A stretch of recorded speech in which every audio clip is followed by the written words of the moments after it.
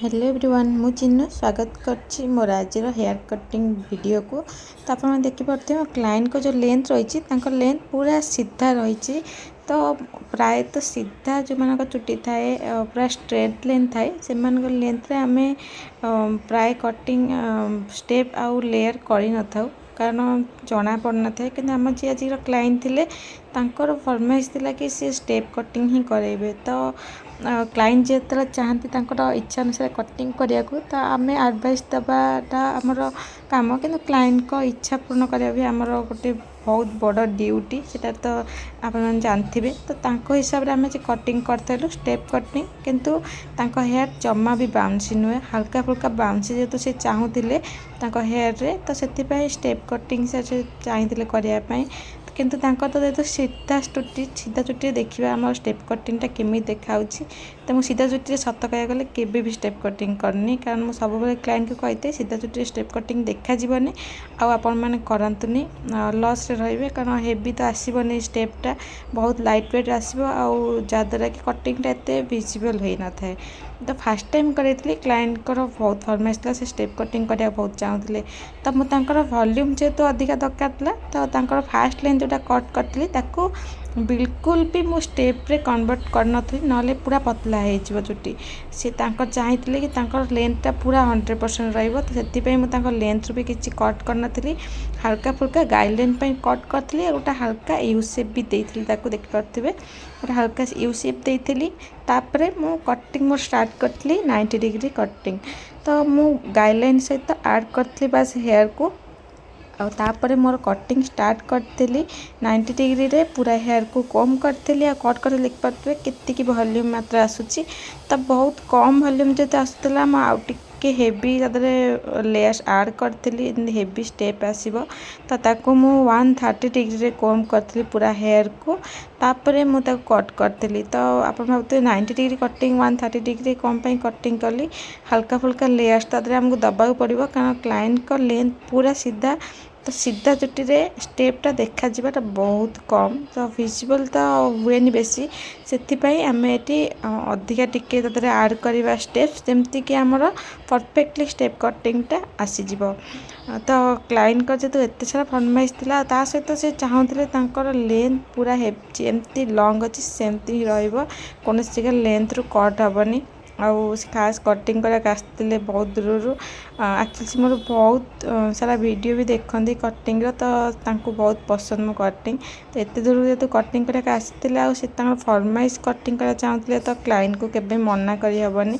तो आम कटिंग हिसाब से स्टार्ट करूँ आउ कटिंग आम देखिपे आम साइड रू कटिंग स्टार्ट कर नहीं सेम टेक्निक रे आम जो पट है से पट साइड को ही कम कर कट करवा जमा भी अदर साइड को आनबानी कम करके जहाँद्वारा कटिंगटा आमर भूल हो आम कटिंगटा जो पट साइड रे हेयर रोचे से पट साइड रे कम करवा आ सेक्शन तो स्टेप कटिंग सेक्शन आप जानते मुझे प्राय वीडियो अपलोड करते सेक्शन मो क्यों हिसाब से करी 3 पार्ट डिवाइड करके हेयर को पूरा सेक्शन बाय सेक्शन करी कट करने टाइम रे मो सेक्शन तादे पूरा ऐड करके नौ 100% सेक्शन चाहिए आम छोट सेक्शन भी ऐड करें जदि फिंगर रे धरिया चुट्टी एत धरिया को असुविधा होती आम छोट सेक्शन भी ऐड करें किसी असुविधा ना। तो डायरेक्ट कटिंग आम जो करे थाए तो आमको असुविधा होता है से आम हल्का हल्का तद चुट्टी ऐड कर कटिंग करवाटा आमको परफेक्टली रहा बहुत भल भाव में विजिबल भी होता है कटिंग आउ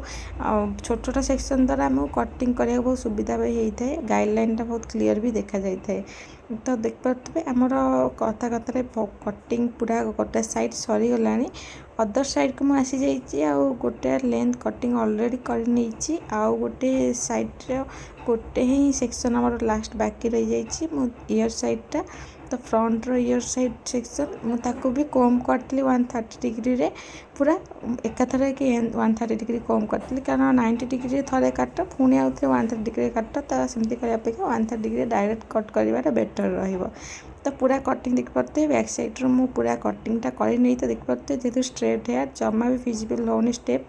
केवल आपको ग्लो द्वारा ही आम विजिबल कर कटिंगटा गोटे वॉल्यूम लुक पाई। तो तापर मु फ्रंट को आसी फ्रंट रे बहुत कम हेयर तांका कट कराला हेवी लेंथ रखा तो हिसाब से मुझे लंबा लेंथ रखी तापर बास 90 डिग्री कम करी कट करी। तो देखिपे कुनी भौणीटा आसिक एपट सेपट है तार आसिक लगे बोली चुट्टी तार भारी मन से खाली चुट्टी लंग लंग चुट्टी जार देखिए आसिक सब लगुव। तापर आम फ्रंट रो कटिंग छाड़ी बैक साइड को ताको मिक्स कर हेयर सहित तापर मैं ब्लो ड्राई स्टार्ट करती। तो चलन देखा ब्लो ड्राई केमती करा होची।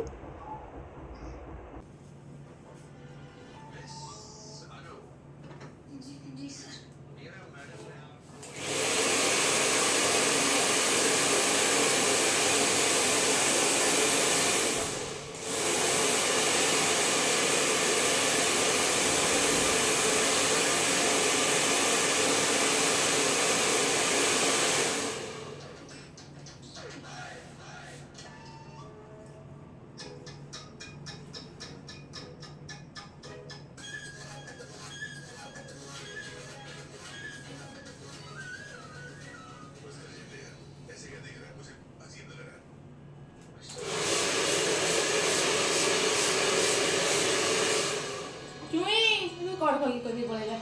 बंद कर दो।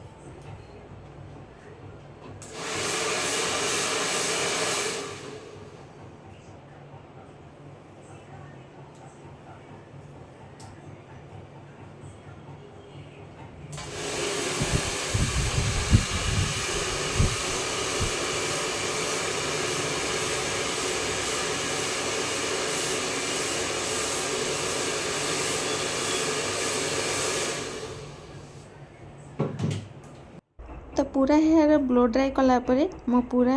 हेयर को भल भाव कम करदेली जमती कि प्रत्येक क्लाइंट को हेयर को रिचेक करथाए पूरा भल भाव कम करथाए 90 डिग्री ताको होल्ड करे और ताको कोम करके जहाँ भी एक्स्ट्रा हेयर रही जाए ताको पूरा एमती जिगजैग पॉइंट रे कट कर नहीं थे जहाँ भी एक्स्ट्रा हेयर थी सब बाहर जाए तापर ताको हल्का ब्लो देकी आमर परफेक्ट लुक देखिपे हल्का वॉल्यूम सहित स्टेप कटिंग आमर रेडी हो जाए कटिंगटा देखिपे केमती आपको लगे कटिंग कमेंट कर निश्चय कह क्लाइंट को तो बहुत सारा पसंद होता है आपको केमी लगे लाइक कमेंट शेयर सब्सक्राइब कर निश्चय कहे। रखुची जय जगन्नाथ।